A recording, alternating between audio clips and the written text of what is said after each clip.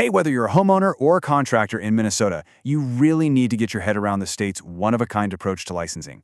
So today we're going to break down exactly how it all works, and we'll dive deep into this really powerful safety net at its core, the Contractor Recovery Fund. Think about it. Building a home or even just remodeling, that's a huge investment, right?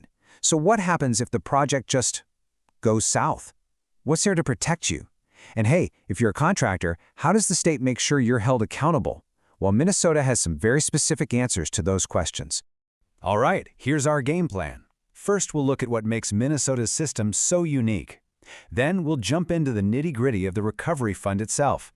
After that, we'll cover how contractors get licensed, and then, this is a big one, what happens after a fund payout. We'll also touch on bonds for public projects, and then wrap it all up with the key things you absolutely need to remember.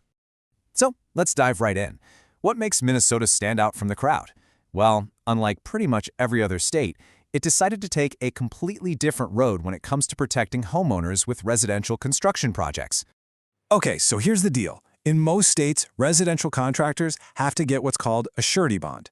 You can think of it like an insurance policy for their work. It's a guarantee they'll do what they promise. But Minnesota, they did something else. They created a state-managed recovery fund. And this isn't just a name change, It's a totally different way of thinking. Instead of individual guarantees, it's more like a collective, state-run insurance pool for everyone. And that alternative is the Contractor Recovery Fund. The best way to think about it is as this big financial safety net, made just for homeowners who are building or remodeling. So how does it work? It's actually pretty straightforward. Every single licensed residential contractor in Minnesota pays into this one central pot of money. And if a contractor's work turns out to be fraudulent, or maybe dangerously faulty, or they just plain don't finish the job, that's what the fund is for. It's there to step in and help make the homeowner whole again. And we're talking about real financial relief here. If you're a homeowner and you have a valid claim, you can get reimbursed for your losses, up to $50,000. But wait, there's also a limit on the contractor's side of things. The fund will only pay out a total of $75,000 in claims against any single license. And that limit is there for a reason. It helps make sure the fund doesn't run out of money, while still making sure contractors are held accountable if they have issues on more than one job.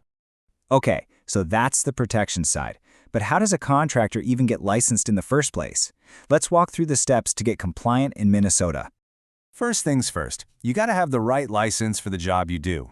The Minnesota Department of Labor and Industry, you'll hear it called the DLI, they issue a few different kinds.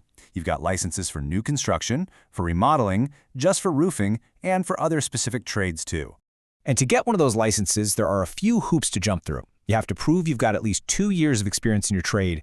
You need to pass the state exam, carry the right insurance, and, you guessed it, you have to pay into that contractor recovery fund we've been talking about.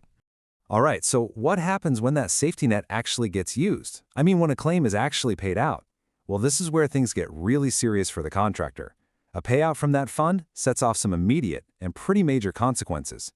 It's simple, and it's severe. The second the Contractor Recovery Fund pays a claim to a homeowner because of your work, your license is suspended immediately. Just like that, you are legally out of business in Minnesota. Now, a suspension doesn't have to be forever. But let me tell you, the road to getting that license back is steep.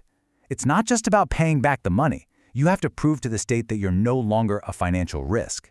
And here's the real kicker.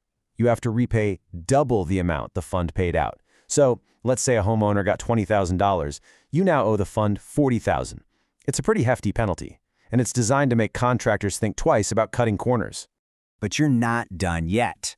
Even after you've paid back double, there's one last crucial step. You have to go out and get a $40,000 reinstatement bond. This is a special kind of surety bond, and its whole purpose is to prove to the state that you're financially responsible and can be trusted with a license again. Okay, so we've been focused on the recovery fund, which is the rule for residential projects. But it's really important to know that traditional surety bonds are still a huge part of the contracting world in Minnesota. You just see them in a different area, specifically public works. This really lays out the two systems side by side. For residential projects, you've got the recovery fund. But for public projects, think schools, roads, government buildings, anything over $75,000, the state's Little Miller Act kicks in, and that requires traditional bonds. You'll need performance bonds to guarantee the project gets finished, and payment bonds to make sure all the subcontractors and suppliers get paid. All right, that was a lot of information, I know. So let's boil it all down to the key takeaways. The most important things you need to remember about how contracting works here in Minnesota. So here's the bottom line. Minnesota has this dual system, right? You've got the really unique recovery fund that protects homeowners on residential projects. But for contractors, a payout from that fund comes with a huge price. Your license gets suspended, and you've got a long, expensive road to get it back, including that $40,000 bond. Then, on the other side, for public works, it's all about the traditional performance and payment bonds. Knowing which system you're working under is absolutely critical, whether you're a homeowner or a contractor. So, if you find yourself in that tough spot and you need that specific $40,000 reinstatement bond, or if you're bidding on public work in Minnesota and need performance and payment bonds, getting the right coverage is key. For that, you can get your surety bond quote in minutes at buysuretybonds.com.